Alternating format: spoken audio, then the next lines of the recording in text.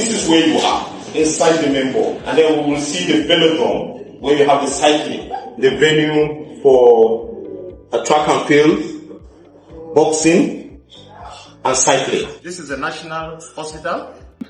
The organizers understand that inclusivity simply means taking it all over the world. Europe has hosted it multiple times through Wales, Scotland, England. Canada has hosted it multiple times, Australia multiple times, New Zealand. India has hosted it once. It is time for Nigeria, and I believe we'll get it. By the grace of God. History may soon be made in Abuja, Nigeria. For the very first time in 100 years, Africa could host the Commonwealth Games, and Nigeria is leading the charge. It is time for Africa after 100 years of the Commonwealth Games. A Commonwealth Sports delegation has just arrived in Nigeria. Their mission to evaluate Abuja's facilities, starting with the world-class Moshood Abiola National Stadium. This visit offers the delegation a first-hand look at Nigeria's premier sports infrastructure as the nation strengthens its case for hosting the 2030 Centenary Games. Chairman of the Nigeria Sports Commission, Shehu Diko, highlighted the transformative power of hosting major sporting events. He recalled how the National Sports Festival in Abeokuta, Ogun State, drew over 15,000 athletes and officials. This was in May 2025, alongside thousands of fans and local traders, leaving an economic and social boom that continues to inspire.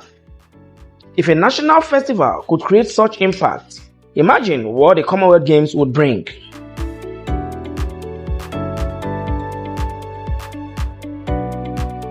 And that will be creating jobs. So at the end of the day, it's about wealth creation. Right? So what kind of wealth are we talking about? That's what we call the sport wealth, right? We create sport wealth by hosting, which means we get opportunity to our sportsmen to compete against the world and train against the world, and then see what is happening they can develop to do that. There is what we call the diplomatic wealth, because sports is also a diplomatic tool. We can use that tool to bring the Commonwealth together and then bring Nigeria to the global family, clean up the image of Nigeria, and then create more synergy between Nigeria and the Commonwealth and other countries. Many people will come in here and they will go back with a different mindset. This country is different to do that. That's what we call the economic world itself, because throughout the games, the events, the value-added services, the media, what have you, that you need to have around the game, the building of the game, of scaling of the infrastructure that you need to do, they are creating jobs. The common man will benefit. And then some people, it's from that process they will get a lot of resources that they will now be able to set up and have the capital to start a business. And by the time you have thousands and thousands of people coming in globally into the country, bringing in dollars and stuff like that they spend here, it's all economic activities around it that will create value added. Even the small, for example, the National Sport Festival we did in this year in Abeokuta, we brought in 20,000 people there, about, or 15,000 above, with the athletes and the fans and everything. That would have went to Abeokuta. Imagine the economic activities. After the games, many people were crying. They don't want the game to finish because the economic activity have already benefited. Even the seller of granola have benefited. So that's the benefit that will come. President Bola Ahmed Tinubu has given his strongest backing yet. In a post on his official X account, Tinubu declared that hosting the Commonwealth Games is a dream that must be realized. He said bringing the 2030 Games to Nigeria would send a powerful message that Africa is vital to the future of the Commonwealth Games. In 1930, in Hamilton, Canada, the Commonwealth Games were born. For 100 years, they circled the globe. But in all their history, one continent has never been called host: Africa. Now, in 2030, as the Games reach their centenary, the circle must be complete. In the heart of Africa stands Abuja, the capital city of Nigeria, the Commonwealth's largest youth nation, alive with culture, creativity, and possibility. Abuja 2030 will be a Games like no other, where athletics meets Afrobeats, where Nollywood shares the stage with netball, where tradition meets tomorrow. Today, Sports is one of those things that's kept many countries going. And you cannot do that if you have no facilities that will encourage and bring back the talents of our youth. We're going to make it available here and to the international standards. So I believe that we're set to go, and I join all of you to join us as we lay the foundation. Distinguished members of the Commonwealth Sports Evaluation Team, Lagos has become an important part of this conversation, as we have the honor to host 3 of the 16 sports on the Abuja 2030 bid, namely football, table tennis, and beach volleyball.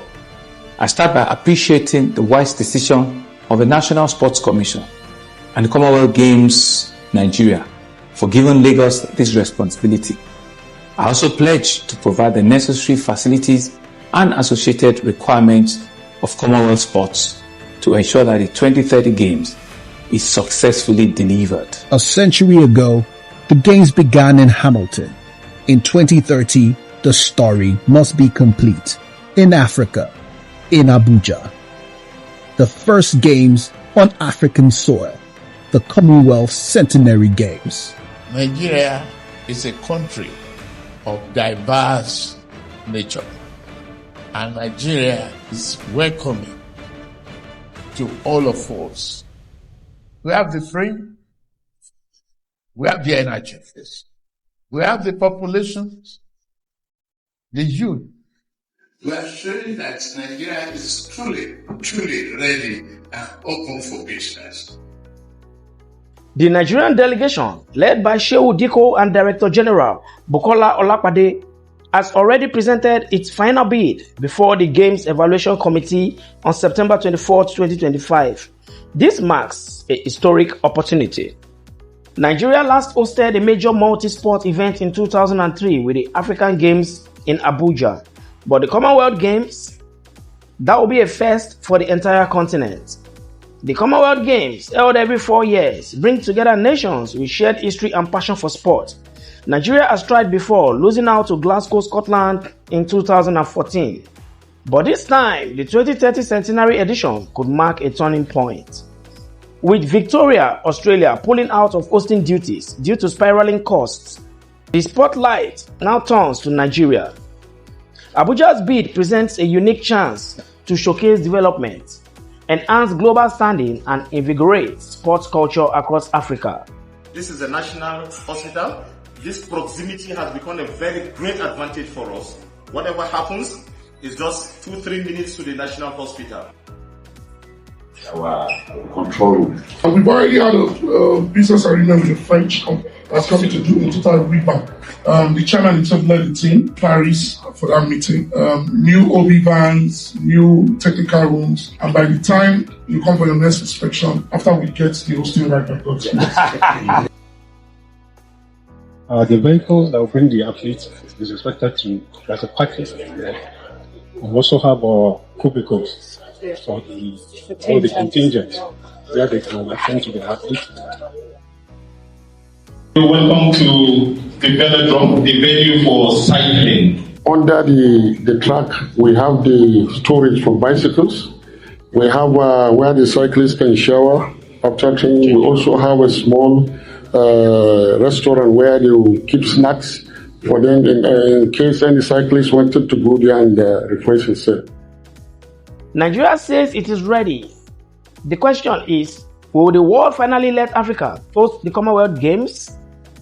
The countdown to 2030 has begun. There were more competitive bids at the time, and I think we've learned a lot from the report we went into before we went to London to introduce our bid. A lot of those things I'm sure have been corrected. You must understand that this bid is such a robust bid in the sense that it started from the day the president scrapped the Ministry of Sports and created the Sports Commission. And I believe between Madam Shehu Diko and myself and our colleagues that we've been working with, we've been able to put together a very strong bid committee led by Madam Menasera Ilo. And that bid committee has been able to put together a bid document that has led to us being shortlisted to be looked at by the Commonwealth Sports. Nobody hosted these games. It's going to the Centenary Games, the 100 years of the game. It's high time the Commonwealth Games came to Africa, and it's high time the organizers understand that inclusivity simply means taking it all over the world. It is time for Nigeria, and I believe we'll get it. By the grace of God.